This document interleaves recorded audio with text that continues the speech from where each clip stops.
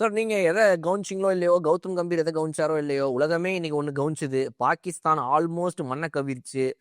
நம்ம நெதர்லாண்ட்ஸ் கிட்ட போய் தோக்க வேண்டிய மேட்ச ஏதோ ஒரு புண்ணியத்துல அவங்க விட்ட ஒரு கேட்ச்ல நல்லா அடிச்சிட்டு இருந்த ஒரு பேட்ஸ்மேனுடைய கேட்ச் வருது சார். அந்த அந்த அந்த ஃபீல்டிங்ல நீங்க சொன்னதான் எனக்கு ஞாபகம் வந்துச்சு. இந்த ஹை கேட்ச முட்டி போட்டு உட்காந்து புடிச்சிட்டாரு இந்த ஃபீல்டர்.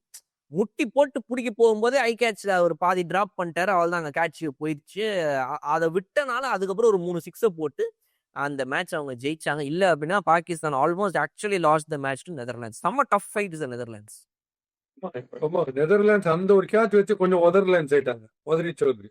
ஆனா ஏன்னா இன்னைக்கும் திலக் உட்காந்து ஒரு கேட்ச் பிடிச்சாரு. பட் அந்த பால் இவர்கிட்ட இருந்த ஹைட் ஒரு 10 அடி இருக்கும்போது உட்காந்துட்டு, ஸோ பால் வரும்போது ஜர்க்கு கிடையாது உடம்புல.